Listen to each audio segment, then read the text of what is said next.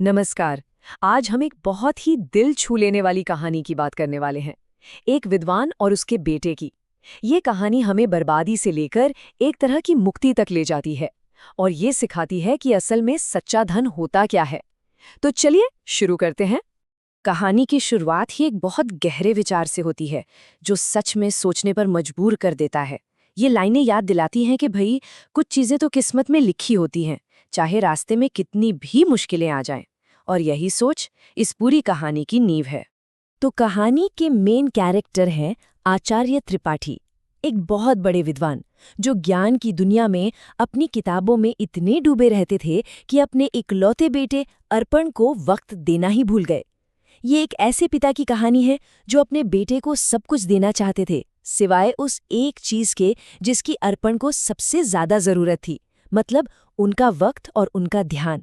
मतलब सोचिए, एक ही घर में, एक ही छत के नीचे बाप बेटा दो अलग अलग ही दुनिया में जी रहे थे। जहां पिता आचार्य त्रिपाठी किताबों और ज्ञान से घिरे थे, वहीं उनका बेटा अर्पण पिता का ध्यान न मिलने की वजह से बुरी संगत में पड़ गया और जुए शराब जैसी खराब आदतों का शिकार हो गया। अब अर्पण का जो पतन था ना, वो एकदम से नहीं हुआ, धीरे धीरे हुआ। शुरुआत हुई बुरी संगत से, फिर ये आदतें और बिगड़ गईं और आखिर में उसने एक ऐसा शर्मनाक काम कर दिया जिसने न सिर्फ उसे बल्कि पूरे परिवार को शर्मिंदा कर दिया। उसने एक पवित्र मंदिर में चोरी कर ली। अब जरा सोचिए उस स्वाभिमानी विद्वान की हालत, जिससे अपने ही बेटे के गुनाहों के लिए राजा के सामने गिड़गिड़ाना पड़ा। सबके सामने ये अपमान उनके लिए बर्दाश्त से बाहर था, और बस इसी एक घटना ने उन्हें मन और शरीर दोनों से बिल्कुल तोड़कर रख दिया।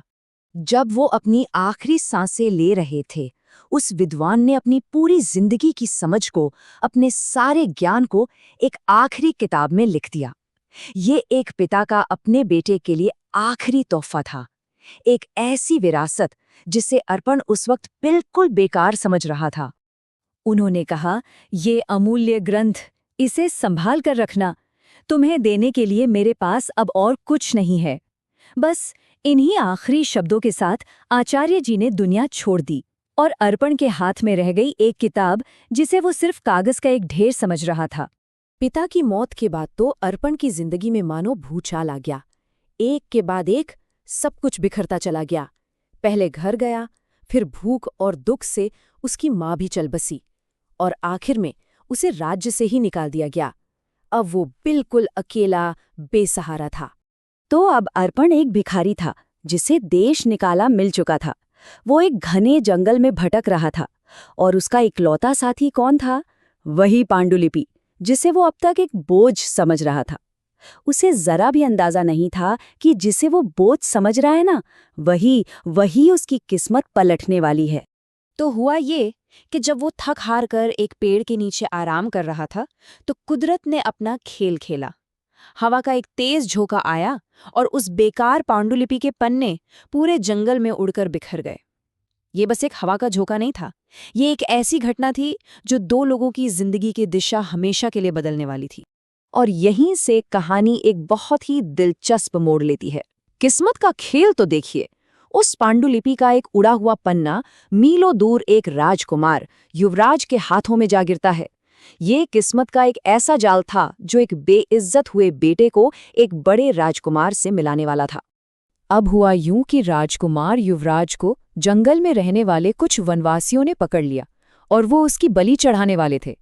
अपनी आखिरी इच्छा के तौर पर राजकुमार ने कहा कि वो जो रहस्यमयी पन्ना उसे मिला है, उसे पढ़ा जाए। और उस एक पन्ने पर लिखे ज्ञान के शब्दों का इतना गहरा असर हुआ कि उस कबीले को अपनी गलती का एहसास हो गया। उन्होंने न सिर्फ राजकुमार को आज़ाद किया, बल्कि अपनी हिंसक सोच को भी हमेशा के लिए छोड़ दिया। तो सिर्फ एक पन्ने की ताकत देखकर राजकुमार समझ गया कि भई ये कोई मामूली किताब नहीं है।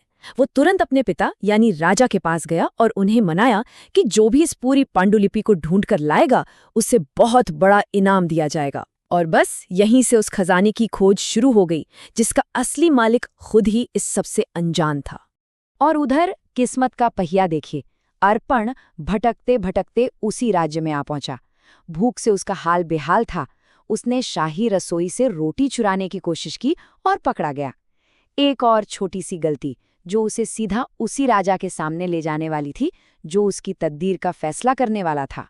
तो जब अर्पण को राजा के सामने पेश किया गया, वो तो डर गया कि अब उसकी जान नहीं बचेगी। सजा सुनाने से ठीक पहले राजा ने हुक्म दिया कि इसके थैले की तलाशी लो, देखो तो सही इस भिखारी के पास आखिर है क्या। और जैसे ही उसका थैला खाली किया गया, उसमें से क्या निकला? उसके पिता की वही पांडुलिपि। यही तो था कहानी का सबसे बड़ा टर्निंग पॉइंट।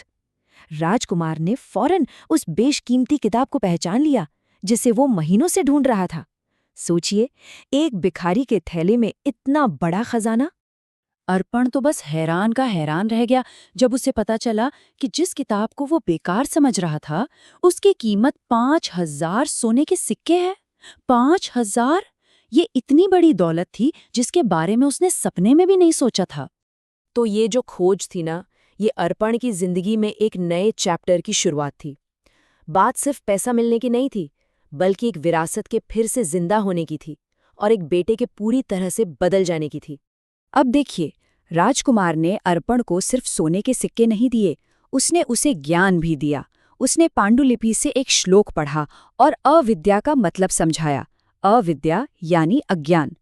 उसने अर्पण को बताया कि देखो, तुम्हारी बर्बादी की वजह तुम्हारी गरीबी या बुरी किस्मत नहीं थी, बल्कि तुम्हारा अपना अज्ञान, तुम्हारी नासमझी थी।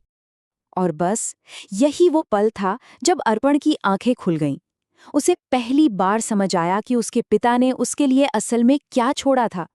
वो सिर्फ एक किताब नहीं थी, वो ज्ञान था, एक ऐसा खजाना जिसे वो अब तक पहचान ही नहीं पाया था। उसे एहसास हुआ कि उसने जिंदगी में जो कुछ भी खोया, वो सब अपने अज्ञान की वजह से ही खोया था। अब अर्पण के पास दौलत भी थी और एक नया मकसद भी। लेकिन उस सोने को अपने पास रखने के बजाय अर्पण ने एक ऐसा फैसला लिया जिसने सबको चौंका दिया। उसने कहा, मैं इस दौलत का इस्तेमाल उस अज्ञान से लड़ने के लिए करूंगा जिसने मेरी जिंदगी बर्बाद कर दी। एक तरह से ये अपने पिता की असली विरासत को सम्मान देने का उसका तरीका था। और इस तरह जो कभी एक भिखारी और चोर था, वो अब ज्ञान का रखवाला बन गया। उसने उन 5,000 सोने के सिक्कों से एक स्कूल बनवाया, एक ऐसा स्कूल जहां गरीब बच्चों को मुफ्त में पढ़ाया जाता था, ताकि कोई और बच्चा अज्ञान के उस अंधेरे में ना भटके जिसमें वो खुद भटका था। तो ये कहानी हमें एक बहुत ही दमदार संदेश देती है। अगर दर्द कहीं मिलता है तो दवा भी वहीं मिलेगी। मतलब हमारी मुश्किलों का हल अक्सर वहीं होता है जहां से वो शुरू होती हैं। अर्पण के लिए अज्ञान ही उसका दर्द था और ज्ञान उसकी दवा बन गया। तो आखिर में ये कहानी हमारे लिए एक बड़ा सवाल छोड़ जाती है कि जब दुनिया की सारी दौलत, सारी चीजें हाथ से निकल जाती हैं, तो असली हमेशा साथ रहने वाली चीज क्या है?